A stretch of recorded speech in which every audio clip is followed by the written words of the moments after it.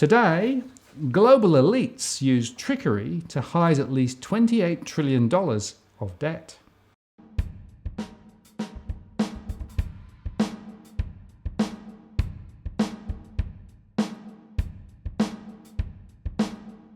Hello again, it's Martin North from Digital Finance Analytics. Welcome to our latest post covering finance and property news with a distinctively Australian flavour.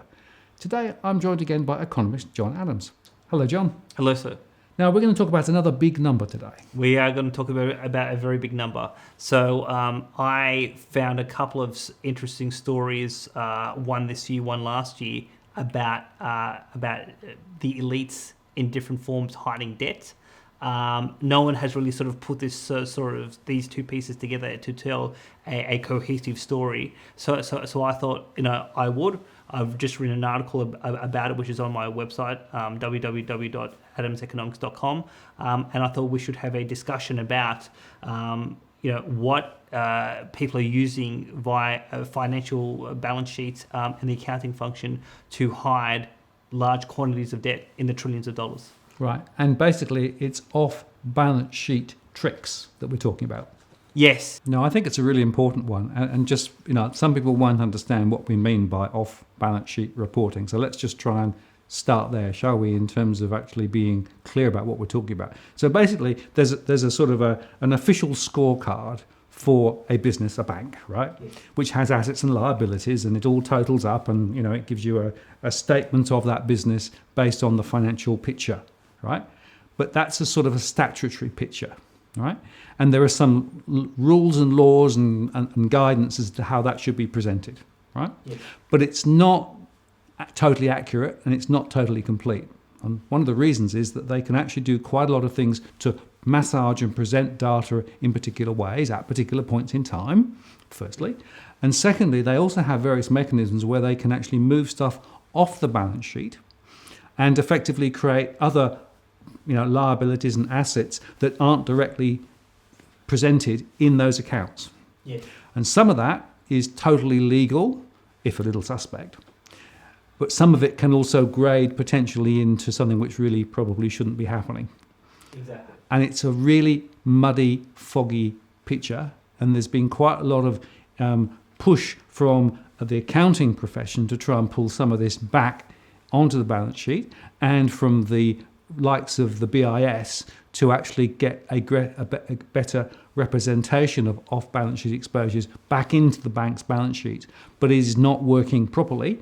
And so many of the large international banks in particular will have a whole bunch of exposures and liabilities and assets that aren't actually in their numbers. Yes, we'll get into this shortly. But what I have found, so I just read a book by Richard Brooks, who's a UK investigative journalist. He wrote this book called Bean Counters, and he gives a long history of what happens with accounting in financial bubbles. And during financial bubbles and economic booms. So what you tend to find is you see a few things. You see the auditing function that becomes very lax. So auditing standards, picking up risks issues, those things don't happen. And so obviously the market gets surprised with that. You also tend to see a lot of fraud, things that are outside of the accounting standards, or that is illegal. But also you see things that are within the rules of the game, but they are being used to very extreme levels. And so one of the things that is legal is using off-balance sheet, parking things off the balance sheet for particular reasons. And what I found is just in two cases where they have used this technique, the level of debt together is about 20 trillion US or 28 trillion in Australian dollars. Well, I think it's a really fascinating area. And I'll just give you a really simple example to start with, right? If you think about our banks, right, they will actually report a level of bad and doubtful debts, right? Mm-hmm. And they have to make provisions against them. But those provisions are a bit rubbery. In other words, you can almost decide where you want to set your provisions, and there are some guidelines and rules and what have you. But there's a bit of a debate that goes on between the financial function within the organisation, the auditors, as to what the right level of provisioning is, right? And funnily enough, when profits are under pressure, it's funny how provisions come down, as they have done this last year. So in fact, despite the fact that the bank's margins in the last reporting season were lower, right, the provisions were down. Yes. That tells you something. So it goes back to your point about psychology and pressures and all those things. This is not an absolutely squeaky clean, 100% accurate portrayal of the numbers. That probably never exists. There's a bunch of stuff going on below the waterline. Yes. Well, I mean, the thing is, there's a whole host of reasons why I think companies feel under pressure to present strong numbers. So obviously you have market expectations, shareholder expectations. You have the incentive of in terms of people's bonuses, in terms of the executive pay.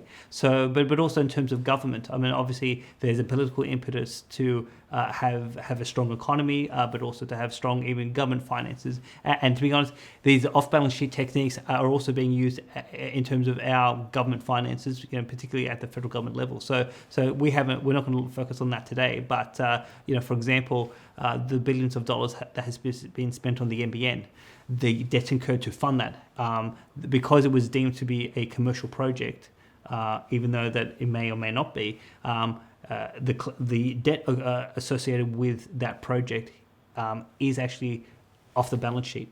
So you won't see. So when you've looked at the underlying in terms of the government deficits, they have been presenting a particular number, but the level of debt that the government has been getting in is actually more than those deficits because of these off-balance sheet techniques. Sneaky, huh? Sneaky. Yep. So what I thought would be good is to talk about these two case studies that I found that really sort of surprised me at the time, but I thought it'd be useful to sort of put together. So basically, the first case study is in September 2017. There was analysis done by the Bank for International Settlements, and they basically discovered that non-bank institutions outside of the US basically were hiding up to about $13 to $14 trillion. This is in US dollars, via financial instruments such as foreign exchange swaps and forward contracts that were hidden in the footnotes of financial statements. So they were disclosed, but they were not actually in the numbers of the accounts. They were in footnotes. And basically the BIS was doing some sort of forensic accounting investigation, and they actually found that there was at least 14 trillion, which is in Australian dollars about maybe 18, 19, 20 trillion dollars in Australian dollar terms, that was being hidden in footnotes. When I read that, I just was amazed that was even plausible. But because at the time I thought to myself, well, if they're hiding that quantum of debt in footnotes, what else are they hiding? So when the BIS, when they issued their report, they had a really interesting quote that I thought would be worthwhile to share with the audience. So this is from the 2017 BIS report. It says, for the US dollar alone, contracts worth tens of trillions of dollars stand open and trillions change hands daily. And yet one cannot find these amounts on balance sheets. This debt is in effect missing. The debt remains obscure from view. Accounting conventions leave it mostly off balance sheet as a derivative, even though it is in effect a secure loan with principal to be repaid in full at maturity. Only footnotes to the accounts report it. So here is the BIS basically saying that they are using these techniques to hide massive quantums of debt. If you go back to 2008-9, right, the BIS estimated that the global derivatives market was about 700 trillion. Right, yes. And then subsequently they sort of investigated it more and had more conversations with everybody, right? And suddenly that number started to come down to sort of 580, 90 trillion, right? So about 100 trillion of derivative contracts in value have disappeared, right? Now, I personally don't think it's because derivatives are being used less. I just think they found alternative ways to sort of, ferret them over here, move them over there, right? As the rules have been changed and as the definition of derivatives has been actually tightened. Yes. Right? Yes. So you've got a whole bunch of questions about definition, a whole bunch of questions about methodology and how things are accounted for and whether they're shown. And as you say, quite often stuff is just sort of tacked in the footnotes, right? Indeed. And this is a really critical thing. These are big numbers we're talking about, right? Indeed. And when you try to understand the real liabilities in the banking system and the real exposures, if in fact a lot of these are actually real, but actually not being stated in the accounts, it means you can't trust the accounts. Yes. Changing the standards, changing various definitions, changing the treatments of how do you treat something in this particular situation.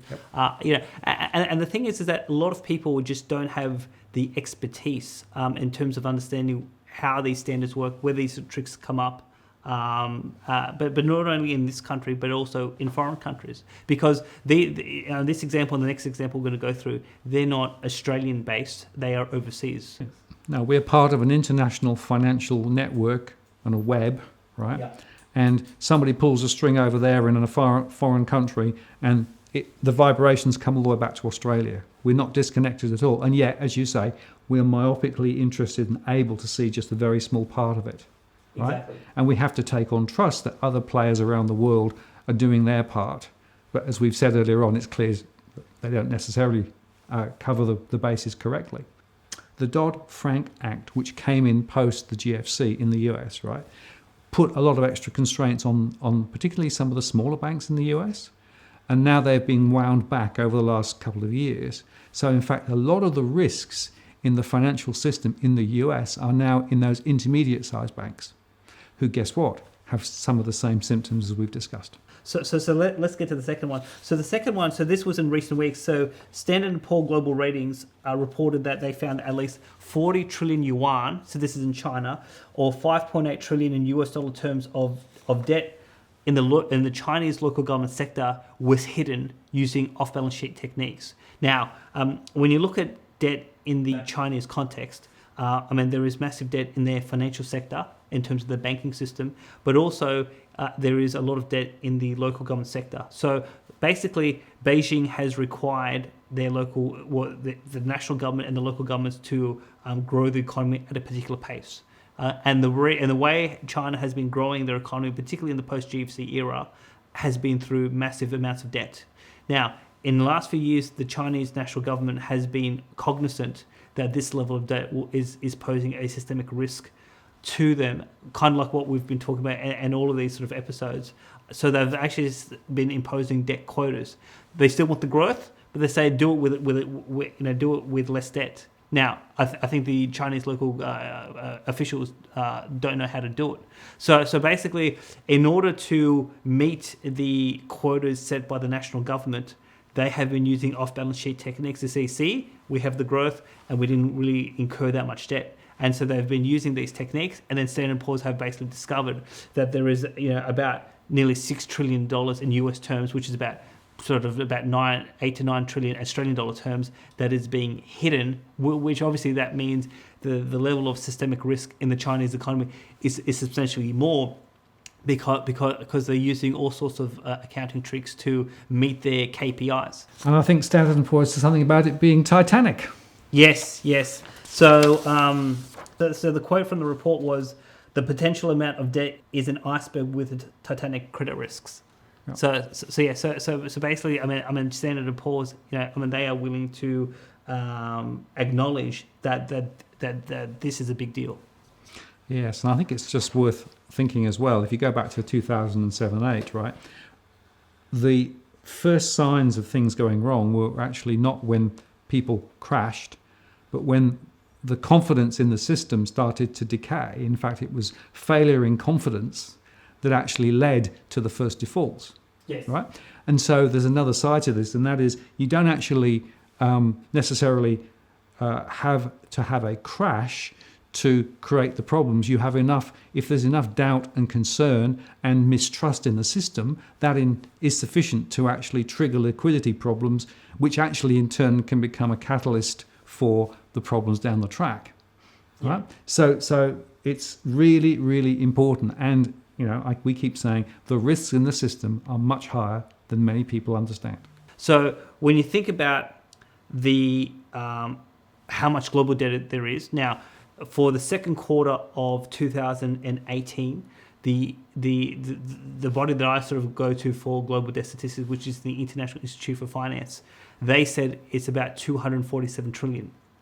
And what you've seen is that you look at emerging market economies, the level of debt, that is growing quite substantially higher.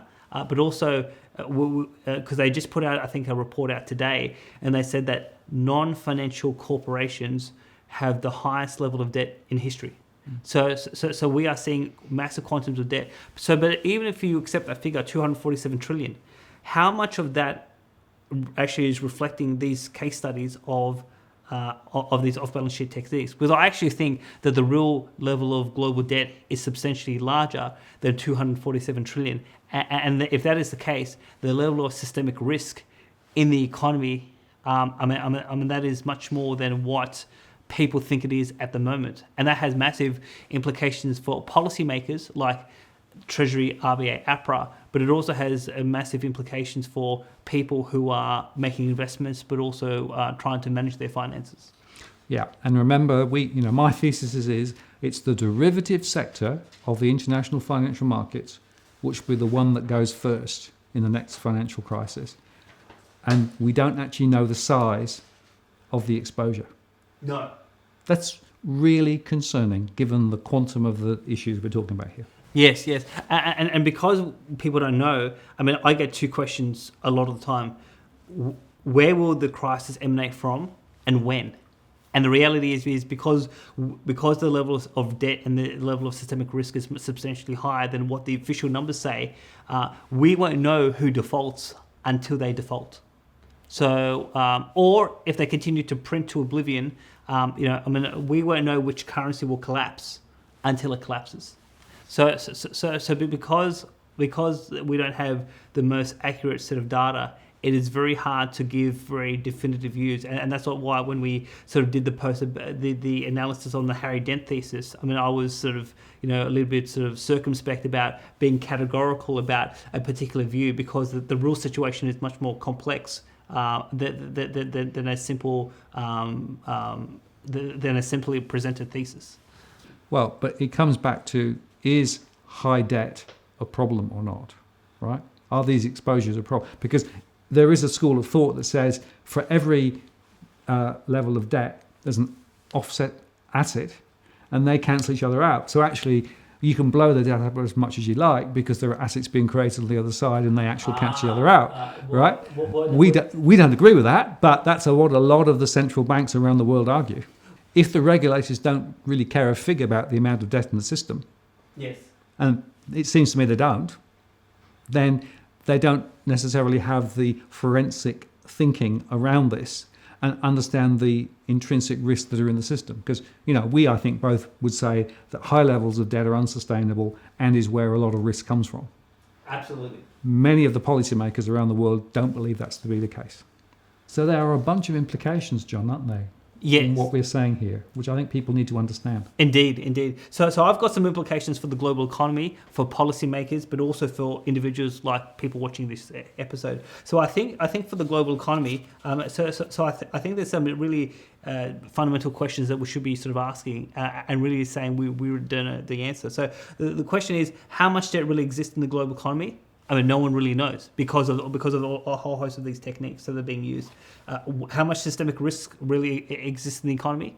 Again, not materially, it is much more than what we think it is today, because the level of debt, the level of debt is substantially higher than where we think it is. Well, you've got the gross exposures, which is effectively the contract values that were written, right? But they're often netted off and offset with each other, right? And then you've got multiple relationships and multiple counterparties. So it's like scrambled eggs, right? You can't unscramble the eggs really once it's scrambled, right? But nobody knows what the true exposures are now. Yes. But worse, if the market moves significantly one way or the other, right? And it means the value of all these exposures move, then effectively you can get very large offsets and therefore calls on those contracts. Absolutely. So at a time of crisis, right, whatever the value is now, it'll be a hell of a lot worse. How distorted are financial statements and accounts of government banks and the private corporations? It's hard to tell because, I mean, who's really out there in terms of either financial advisors or government really examining every balance sheet in the world and trying to find these tricks? I mean, some people may try to pick up a few here and there, but I think the level of these shenanigans, out and out fraud or the really stretching of these accounting conventions, I mean, I think these practices are more widespread than just two case studies that I've picked up through open source reporting. So now the question is, who will be first to default? I mean, just kind of like what we were saying before, we won't know until they say, I can't pay. So that they're likely, I mean, if they continue to raise interest rates, at some point someone's going to say, I can't pay. When will that happen? We don't know. Right. What you can do is to say, where are interest rates moving their fastest, which of course is the US. That's right. Right. And funnily enough, where is a lot of the corporate debt in the US? That's right. And a lot of the corporate debt has been used to buy back shares rather than actually to invest in the business. Yes. And a lot of them are unable to service the debts even at current levels. So therefore, we know that there's a big basket of risks sitting in the US, let alone everywhere else. And then the question is, well, what is the real counterparty risk when it comes to derivatives? Market participants don't have a clear view on that. Yeah, so one of the things that the BIS has done is to try and actually get derivatives into central exchanges. Because previously, if you go back to 2008, these were all bilateral relationships without any understanding, right? So they're trying to get them now to central exchanges to give at least some feel, but they're not completely there, right? And they recently put out a report to say that there was still a great proportion of derivatives that were still bilateral. So nobody knows. So I think there's some really fundamental questions, and I think that really sort of should make people pause, because certain people watching this show are awake. A lot of people are asleep. But even those people who are awake, who are trying to navigate some of these issues, the situation is more murkier and more riskier than what they think at the moment. So that again, really brings some of these implications, to the fore, I think. And I guess, the other side of the argument is the accounting professions will say, well, we've actually put more standards in place, we've got more standardization, right? Within certain parameters, that's correct. But as we've discussed, there's a whole lot of stuff beyond that which is outside their bounds. And therefore, you're absolutely right, nobody knows. So when you think about policymakers, so I think there's some really fundamental implications. So, they have an incomplete data set. They don't know how much debt is out there, who's hiding what's the real position of all of these players. So I think because they have an incomplete data set, I think they have a distorted view about the state of the Australian economy, but also the state of the global economy. And because they've got a distorted view, that actually has a massive implication for the sort of risk assessment, or in the case of APRA, in terms of their stress test. So I think that the level of risk and the stress test, it is being substantially underestimated compared to what the real global economic position is. And because if they don't have the right data or incomplete data, and they have a sort of skewed view on the risks, I think it'd be fair to say that the policy settings that they've put in place, thinking that they are appropriate to manage the headwinds coming forward in 2019-20, they're going to be probably inappropriate. So we have interest rates too low. If you believe in monetary stimulus by lowering interest rates to offset a shock, well, we're at 1.5%. We've got hardly any room to move on that front, and it looks like the shock could be substantially larger than 10 years ago, and we basically took it down 3.25% in response to 2008. So we don't have the level of monetary ammunition that we had last time, and so obviously if they recognize the level of risk that was in the economy, they'd be raising rates to give themselves the ability to cut interest rates by 2, 3, 4% if required. So then on fiscal policy, they, even though Morrison will announce a surplus in April in the 1920 budget, there's going to be the buffer that they're going to build in is going to be quite superficial, and the level of fiscal buffer that we need to offset some of these headwinds, that won't be sufficient as well. So I think there's some big implications for that, and so so as people start to think about, well, how will policymakers respond? How will this play out? Well,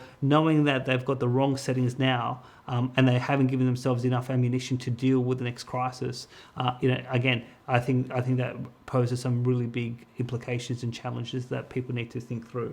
But then obviously in terms of the individual, a lot of people are thinking about, well, listening to this channel, how do they protect their wealth? How do they sort of navigate these sort of headwinds? How much debt should they be holding?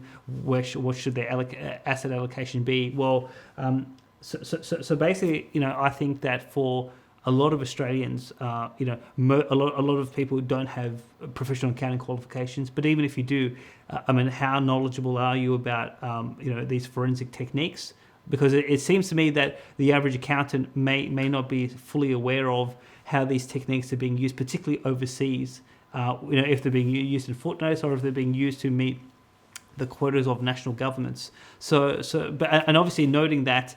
Particularly in non-English speaking countries like in China, the accounts, so yes, there may be numbers, but the explanations of the accounts are not in English. So it is very hard for individuals or even for financial advisors to have a full grasp of all of these issues. So that has implications about, if you're trying to analyse companies to invest in the share market, if you're trying to invest in sort of either corporates or governments around government bonds, even when you're trying to analyse the banks, if you put your money in the bank, how safe is that bank? I think that is a very big challenge for people. People are going to find it hard to have a full grasp of these risks, to assess the level, the potential commercial attractiveness of potential options. But also, if people think that they can go to professional financial advisors, while most financial advisors have a qualification in financial planning, but they may not have the ability to have advice or have the skills to do forensic accounting. And even in the case, there was earlier this year, there was a British, I think the third largest construction company fell over. And there was a Scottish asset manager who invested £70 million in that company, and they lost the money because they actually relied on the official balance sheets of the company, and they didn't actually do a forensic sort of background search to find out, well, what was the real position of the company. So even if you go to professional advisors, you really have to ask, well, what are you getting when you buy advice?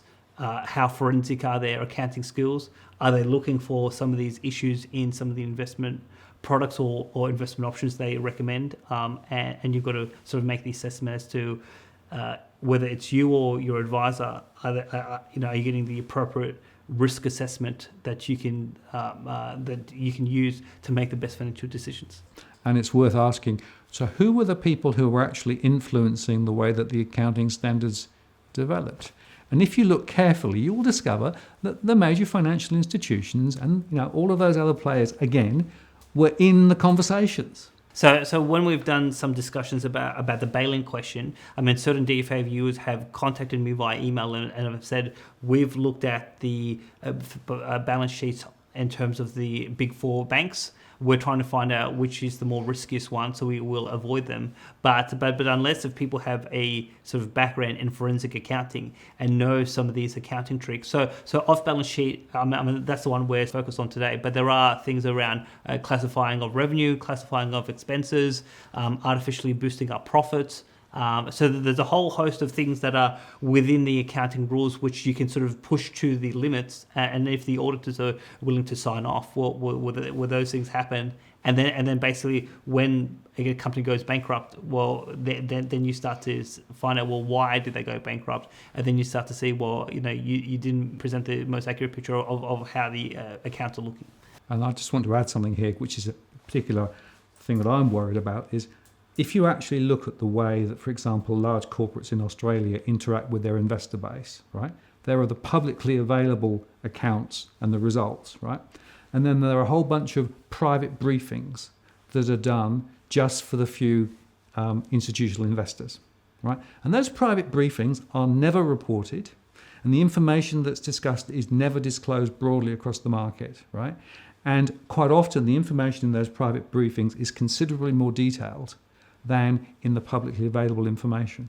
So if you're a private investor in Australia, right, people need to understand that they're actually always going to be second-class citizens relative to those institutional investors who have all those backroom entry points into our major corporates, and the banking sector is a particularly bad example of it. No, so that is correct. So no one knows, and we should do a post soon talking about, because what this Richard Brooks also was talking about quite a bit was how the accounting profession is dominated by 4 firms. And in full disclosure, I used to work for one of those firms, and there are massive conflicts of interest, but also there are some massive failures with these firms and trying to pick up some of these issues when they have done the auditing function. So some of these stories go back to pre-GFC, some of them go back to 2001 with Enron and WorldCom. So there's a big story here about the big accounting firms, and they're responsible for doing the accounts of governments, doing the accounts of big corporates, and